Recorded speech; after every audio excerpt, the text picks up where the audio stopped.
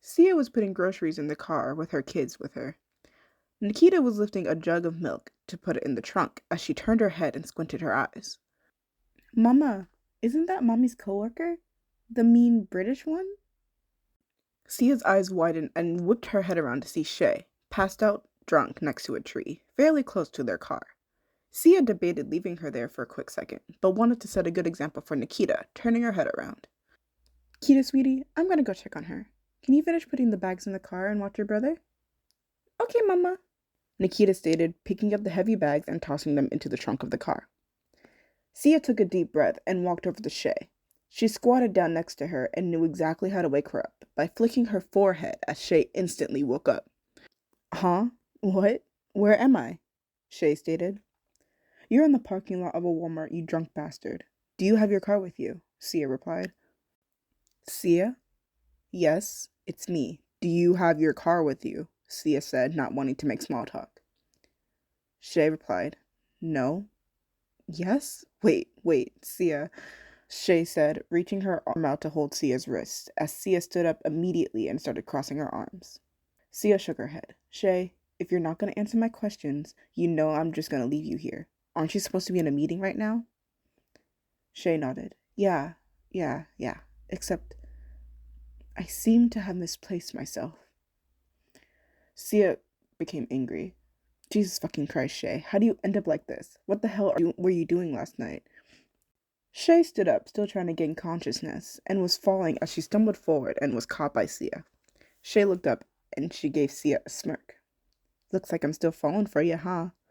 Sia literally cringed and rolled her eyes before pulling Shea up by her shirt and started to whisper yell at Shea so her kids didn't hear her. But Shea could hear very clearly. Listen, Valentine, and listen good. I don't have to, but I'm here helping you with whatever bullshit you put yourself through this time. So either you answer my questions here and now, or I call the press to come over here and make another Shea Valentine passed out drunk headline, and you'll get another mouthful from Candy. Now tell me, is your car here with you or not, Shea? Shea's eyes widened to hear Sia's tone of voice, but sighed, closing her eyes, and it was very deserved. She thought about it for a second, but shook her head. No, I took an Uber here last night. Sia sighed. Okay then, get in the car.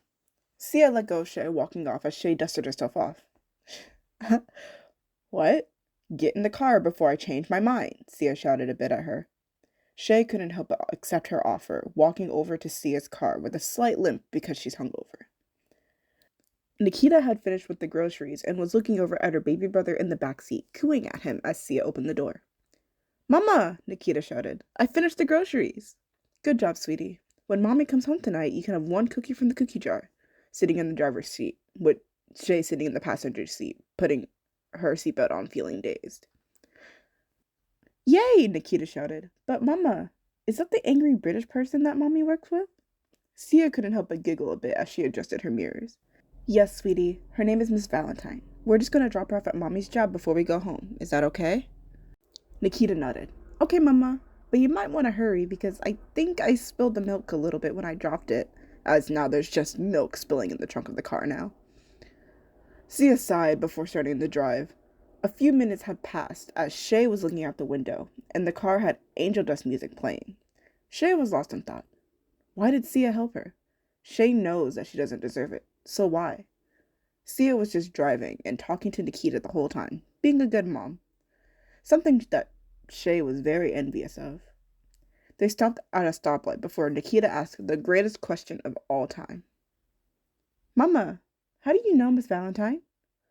Sia's eyes widened a bit as she took a second to just breathe and looked straight ahead to the road. Um, well, honey, Miss Valentine and I know each other from primary school. Nakita replied. Ooh, way back in the olden days when you lived in England? What was England like? Sia was going to respond, but couldn't remember much of the time that she spent there. She didn't want to remember it. It was too painful. She gripped onto the steering wheel. Shea noticed that Sia was starting to crack and didn't really know what to do in a situation like this. She never did. But she just thought that Sia needed a break from talking about her past. England was a beautiful place, Shea said suddenly. Nakita. Really? What was beautiful about it, Miss Valentine? It was quiet. It was a nice place to live in. 1,000 times better than California, in my opinion. As Shea kept talking, Nakita listened and was fascinated by everything Shea was saying about England. Sia's mind was still a bit hazy, but she felt relaxed with Shea's reply to Nakita. Later on, they made it to the music studio as Sia parked the car and cut off Nakita and Shea's conversation. All right, Miss Valentine can tell you all about England another time. She has to go to work now. Aww, Nakita pouted. Mama, will you tell me more about it on the way home? Sia sighed softly, but nodded. We'll see. Now, I'll be right back. I'm gonna walk Miss Valentine inside. Sia and Shea both got out of the car as Shea stretched her arms up. God, your daughter talks a mouthful. This is why I don't talk to my kids. Sia narrowed her eyes furiously and walked around the car over to Shea's side and crossed her arms. Is that the reason you were out last night? To avoid your fucking kids? Shh, Shea shushed. Don't you know better than to cuss in front of small children? Cut the fucking bullshit, Shea. What the hell is your problem? Sia shouted furiously. If you don't want your kids in the first place, then maybe you should, I don't know, stop having sex with random people every week, be smart like Bae, get your tubes tied, give them up for adoption. You put yourself in these situations, you live with them. I am sick and tired of having your son and your daughters come over to my house, Joseph's house, and Bae's house just to get rid of you. Shea was a bit taken back by Sia's yelling.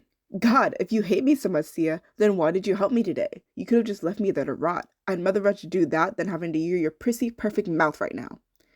Sia replied, because I, unlike you, am a good person. Good people take care of others no matter who they are or what they've done. And is it so unbelievable to believe that I still care about you and what happens to you? Shea was taken back. You... what? Shea, I know you. Whatever you think you're doing with all of this is sickening to watch. You're 40 fucking years old. Stop acting like you're 20. You have responsibilities now. It's time for you to live with them. You have 4 precious kids at home that all they need from you is for you to be their mother. It's one job and it's not that hard. Don't mooch off of my kids because you don't know how to manage your own. Sia turned around to walk back to her car and opened the car door, but paused a bit before going inside. Oh, and tell Ashley, Candy, and Bae I said hi. Have fun at work today. Shea, Sia said, narrowing her eyes, sitting in her car and slamming the door closed before driving off. Shea's blood was boiling with anger before closing her fist and punching some rando's car, having it shatter into pieces. What was the point of Sia helping her today? Was it just to make fun of how terrible she is? She already knows how bad she is, so why did it hurt so much to have Sia say it to her face?